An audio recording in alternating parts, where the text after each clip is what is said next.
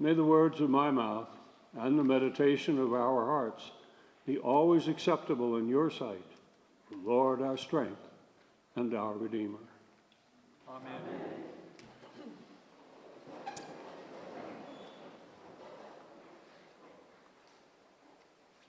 By what authority do you do these things? And who gave you this authority?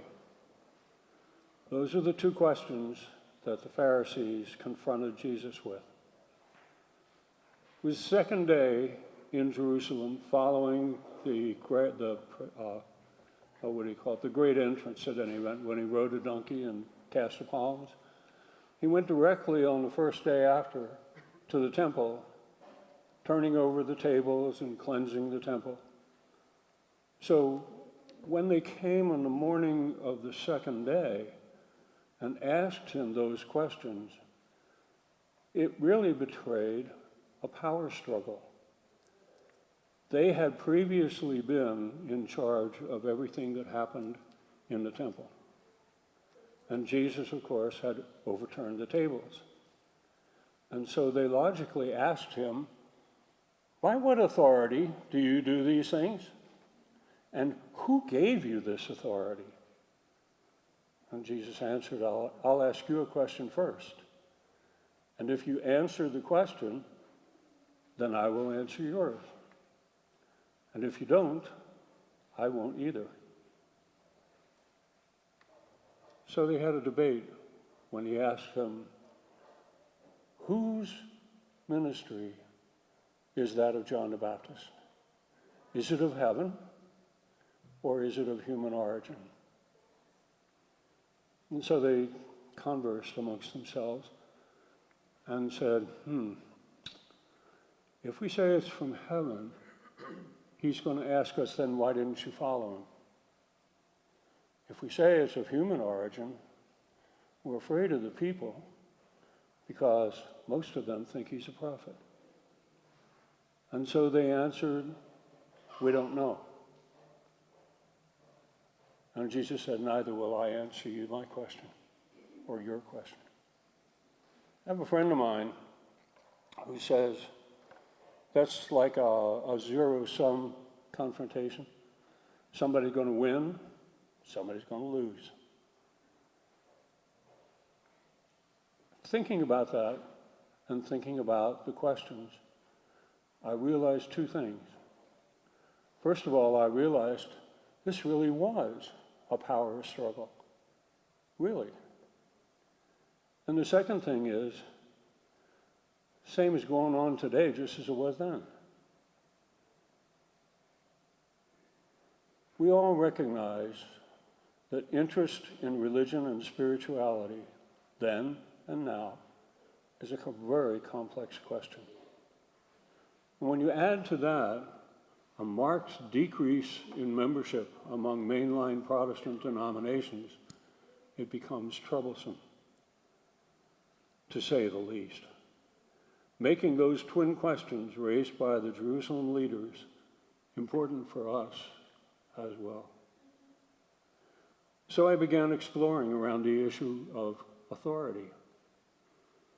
I discovered a poem by an almost unknown 19th century English poet who was reflecting on the loss of interest in religion in his own day. He wrote, "The sea of faith was once too at the full, and round earth's shore lay like the folds of a bright girdle furled. But now I only hear its melancholy, long, withdrawing roar, retreating to the breath of the night wind, down to the vast edges drear and naked shingles of the world." It's pretty drear, kind of depressing.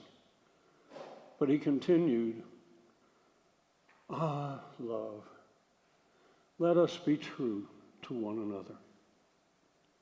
For the world which seems to lie before us, like a land of dreams, so various, so beautiful, so new, hath really neither joy, nor love, nor light, nor certitude, nor peace, nor help for pain. And we are here as on a darkling plain, swept with confusion, alarms of struggle and flight. I think this is the important thing for us to remember. Love, let us be true to one another. The second thing that I discovered comes from Ray Bradbury's 1953 dystopian novel, Fahrenheit 451. Remember with me the Pharisees' question, by what authority do you do these things?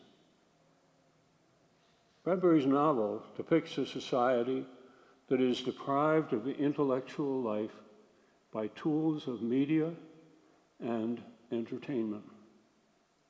The novel presents an authority figure in the form of a government which has banned all books and burned all that they collected. Further, they commanded that any books found in the future are to be burned and the owners are to be sent to prison. The protagonist, named Guy Montag, is a fireman who burns books. One evening, he meets a gentle 17-year-old girl named Clarice, who opens his eyes to the emptiness of his life with her innocent, penetrating questions and her unusual love of people and nature. In the novel, Montag said of her, Clarice's favorite subject was not herself. It was everyone else, including me. She was the first person in a good many years that I've ever liked. She was the first person I can remember who looked straight at me as if I counted. Bradbury wrote during a time when communist Russia practiced thought control through control of all media.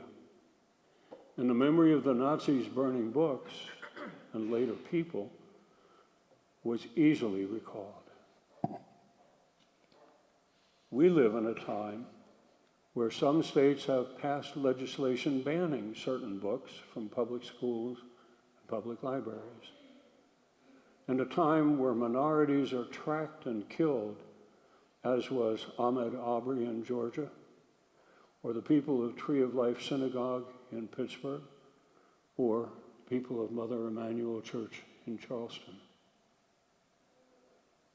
Now, Jesus turned the tables on those Pharisees by asking them to answer his question before he would answer theirs.